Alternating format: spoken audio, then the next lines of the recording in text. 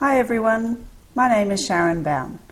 I'm a registered nurse of 26 years, 16 of which I spent as a nursing officer in the Royal Australian Air Force.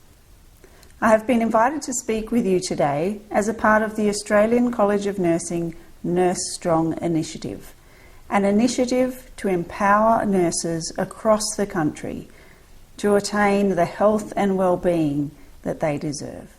Specifically, I've been invited to answer your questions about resilience. So I'll be drawing on my own lived experience of being a survivor of severe trauma, but also having served and commanded in places like East Timor, Afghanistan, and Bali after the second Bali bombings. I have a number of questions that have been submitted by you. Many of them have similar themes, so I won't be answering all of them, but I have grouped them to try and make sure that I cover everything that you would like to know. Hopefully, the common themes that you'll derive from my answers will follow a simple acronym for you to remember: RISE. R for recognition, I for intention, S for strategy, and E for evolution. Recognition that we are in adversity. Setting an intention to work through this period of adversity, a strategy to enable us to do that, and finally, the evolution that will occur when this is over. American research psychologists Calhoun and Tedeschi would refer to this as post-traumatic growth, and I encourage you to explore this concept of growth out of struggle and adversity further, not just for yourselves in your practice, but for your patients as well. The first question I have is from Nicole. Now, Nicole asks, as a registered nurse, I am currently facing an ever-changing hurdle of updates to COVID testing criteria and ensuring patients are assessed and cared for with the most up-to-date practice guidelines. As a nurse in times of adversity, what was your biggest lesson or motivator to keep going and not compromising patient care? My greatest motivator during times of clinical stress has been my focus on the delivery of patient care, the best possible patient care with the resources available to me and to my team. Resources which not only include equipment, and certainly during the COVID pandemic, the media has focused on equipment, whether that be PPE or ventilators, but also on the resources of people, appropriately skilled people, and the most precious resource of all, time. The biggest lesson for me in my career has been the incredible courage, flexibility, and adaptability of healthcare providers with whom I have worked. And also their ability to innovate during times of crisis. And we've seen this throughout history, that when we are in the midst of a crisis, whether it be a war or a pandemic, that we do actually innovate and grow. The fact that you are receiving constant updates about COVID-19 indicates that we are constantly learning, that we know more about this virus today than we did when it first emerged late last year. I also want to talk about providing nursing care in an environment where resources are overwhelmed. Again, that's something we've been preparing for. It's something about which we are most concerned. But it's something that we do every day. Rural and remote practice nurses constantly provide nursing care in environments where their resources are incredibly limited and very quickly become overwhelmed. How do they address that? Well, they make sure that their patient is in an environment where the resources are increased and more appropriate to their needs. So for remote and rural nurses, this means transport. So remember that transport is treatment, and that Australians have given us the most precious resource of all, time. We ask them to stay home, we ask them to abide by very strict social restrictions so that we would have the time to ensure that we had the resources available to us to manage this current pandemic. And they have very courageously, many of them giving up their livelihoods and their income, done that. So Australian healthcare providers do have time to meet the demand ahead of us. Now, my second question, what advice would you give to nurses facing adversity and new challenges where they might doubt their limits? Well, from my work in Afghanistan, leading a critical care team, the greatest lesson I learnt was to understand the limitations of myself and the limitations of those within my team. If you understand when you've reached your limit and you recognise that in yourself, you also recognise the appropriate time to put up your hand and say, I need help.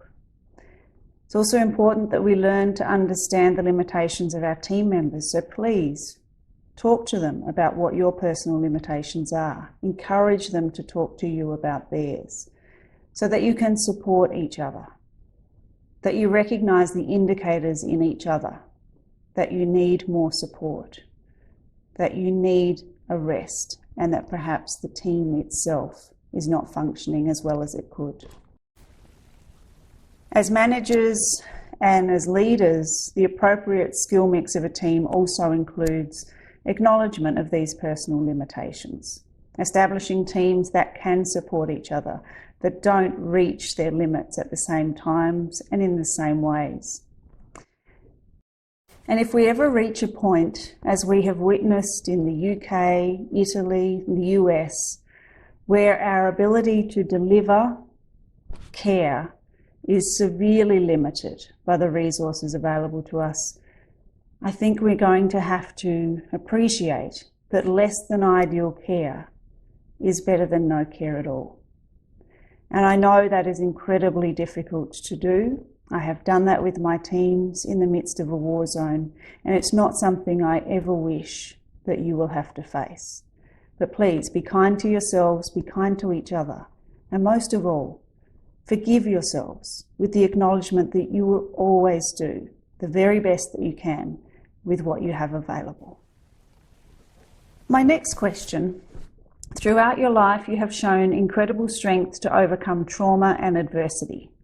Can you share the well-being strategies and practices you implemented to assist with your recovery? What were the key stress management techniques you implemented during your service deployments and after your accident? And how can we prioritise our mental health when work is so consuming? I'll try to answer this question as succinctly as I can, because there are lots of details that I could go into. But ultimately, whole of body health and well-being strategies. So learning that my physical health very much influenced my psychological health and vice versa. And also maintaining a growth mindset to the prevention and treatment strategies available. So I'm always learning. I'm always exploring my health and fitness and how I can make it as good as it possibly can be. Certainly in the early days after surviving life-threatening trauma, the key to my recovery was establishing a very good rapport with a treating psychologist and recognising that there was no weakness in needing to do that, and that she was able to provide me with the strategies that best suited me at the time. It also meant that in times when I was well, there was somebody that I could check in with, someone that I could perhaps just catch up with for a coffee. This doesn't have to be a psychologist, but a trusted friend or colleague, just to talk about how you're going at the time. Specific strategies that I learnt included, well, it could be summed up with 3 M's really: mindset, mindfulness, and meditation. I learnt that my mindset was crucial to my recovery. And in the early days following my involvement in a helicopter crash, I made a very conscious decision to be a survivor and not a victim of my circumstance. And I learnt from that decision that my mindset was crucial to a trajectory of progress rather than dwelling in the grief that I was experiencing.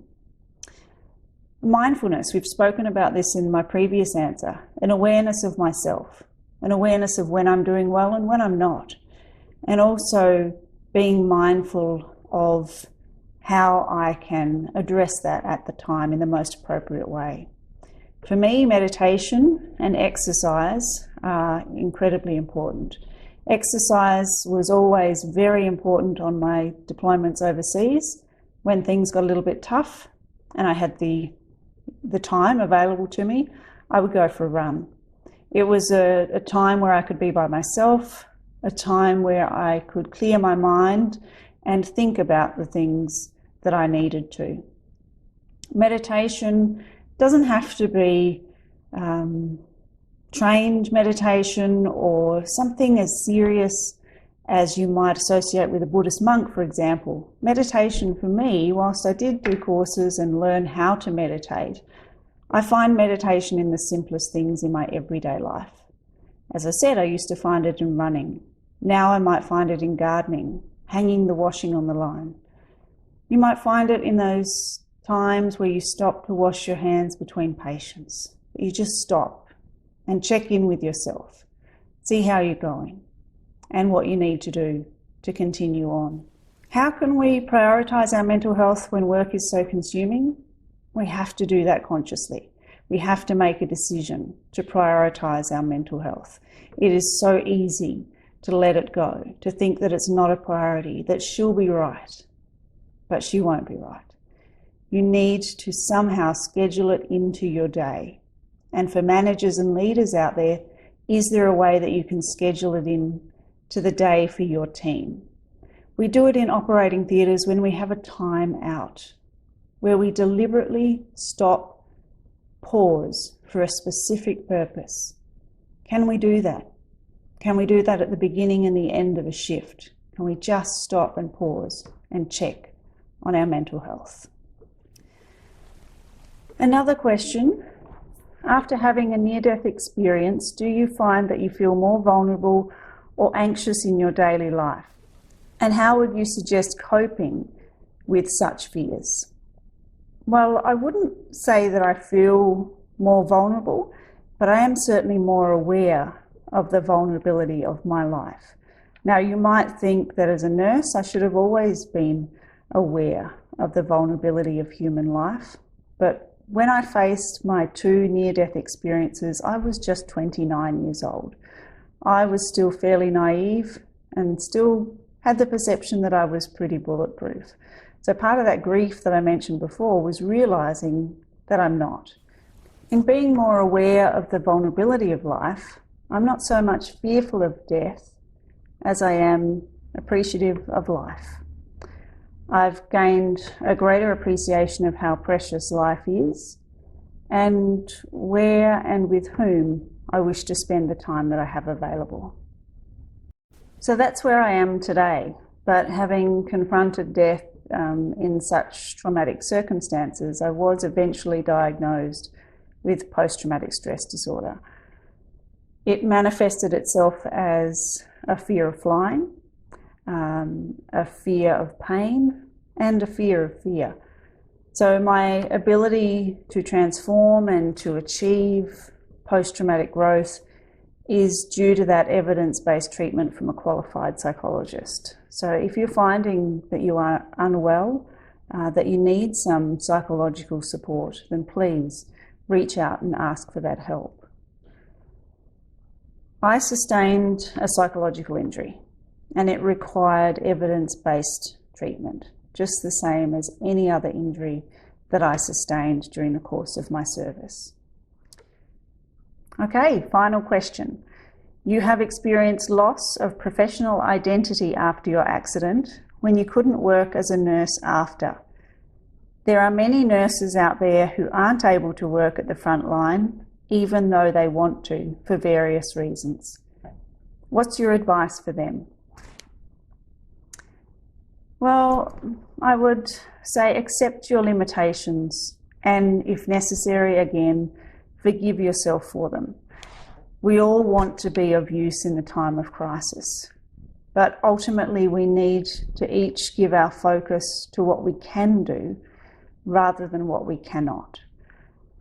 Whilst you might not be able to provide care in the way that you would like, remember that from your nursing education, your nursing skills and experience, you still have much to offer.